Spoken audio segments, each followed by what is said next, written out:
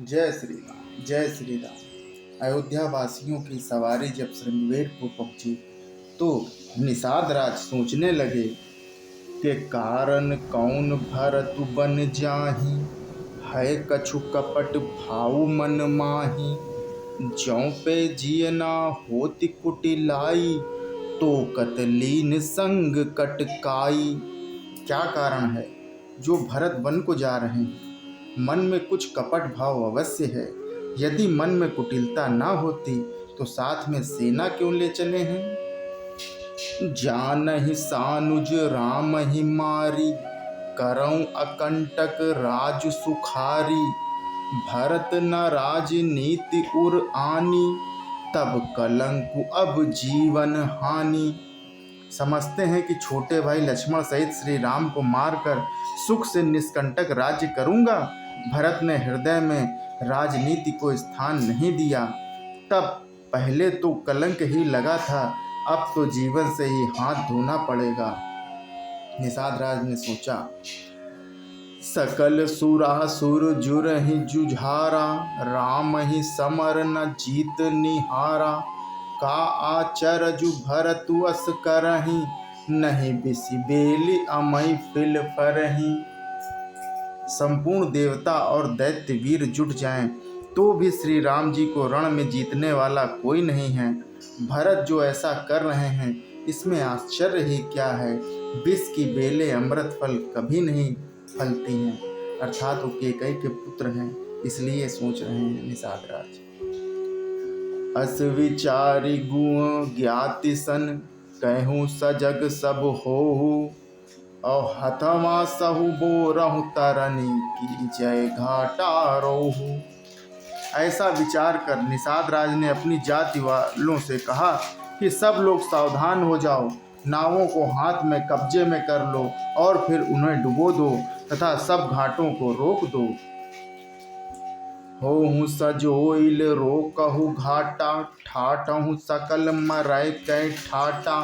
सन्मुख लोह भरत सन लेऊं, जियत न सुरसरी उतरन देऊं। सुसज्जित होकर घाटों को रोक लो और सब लोग मरने के साज सजा लो, अर्थात भरत से युद्ध में लड़कर मरने के लिए तैयार हो जाओ। मैं भरत से मैदान में लोहा लूंगा और जीते जी उन्हें गंगा पार ना उतरने दूंगा। समर मरन पुनि सुर सर तीरा, राम काजु छन भंगु शरीरा। भरत भाई नृप मैं जन नीचू, बड़े भाई असि पायों मीचू। युद्ध में मरण, फिर गंगा जी का तट, श्री राम जी का काज और क्षण भंगुर शरीर, जो चाहें जब नाश हो जाए। भरत श्री राम जी के भाई और राजा, उनके हाथ से मरना और मैं नीच सेवक, बड़े भाग्य से ऐसी मृत्यु मिलती है कि स्वामी काज करहूँ रन रारी, जस धव लेहूँ भुवन दस चारी। तजऊँ प्राण रघुनाथ निहोरे, दोहु हाथ मुद मोदक मोरे। मैं स्वामी के काम के लिए रण में लड़ाई करूंगा और 14 लोगों को अपने यश से उज्जवल कर दूंगा। श्री रघुनाथ जी के निमित्त प्राण त्याग दूंगा। मेरे तो दोनों ही हाथों में आनंद के लड्डू हैं, अर्थात जीत गया तो राम सेवक का यश प्राप्त करूंगा और मारा गया तो श्री राम जी की नित्य सेवा प्राप्त करूंगा। साधु समाज न जाकर लेखा, राम भगत महु जासु न रेखा। जाए जियत जग सो मही भारू, जननी जौवन विटप कुठारू। साधुओं के समाज में जिसकी गिनती नहीं और श्री राम जी के भक्तों में जिसका स्थान नहीं, वह जगत में पृथ्वी का भार होकर व्यर्थ ही जीता है। वह माता के यौवन रूपी वृक्ष के काटने के लिए कुल्हाड़ी मात्र ही है। विगद विषाद निषाद पति, सबहि बढ़ाई उछाहू। सुमरि राम मांग्यो तुरत, तरकस धनुष सुनाहू। इस प्रकार श्री राम जी के लिए प्राण समर्पण का निश्चय करके निषाद राज विषाद से रहित हो गया और सबका उत्साह बढ़ाकर तथा श्री रामचंद्र जी का स्मरण करके उसने तुरंत ही तरकस धनुष और कवच मांगा। देगहु भायु सजहु संजो, सुनि रजाई कदराई न को। भले ही नाथ सब कहीं सहरसा, एक कहीं एक बढ़ावई करसा। उसने कहा, हे भाइयों जल्दी करो, सब सामान सजाओ, मेरी आज्ञा सुनकर कोई मन में कायरता ना लावे। सब हर्ष के साथ बोल उठे कि हे नाथ बहुत अच्छा, और आपस में एक दूसरे का जोश बढ़ाने लगे। चले निषाद जोहारी जोहारी, सूर सकल रन रुचयुरारी।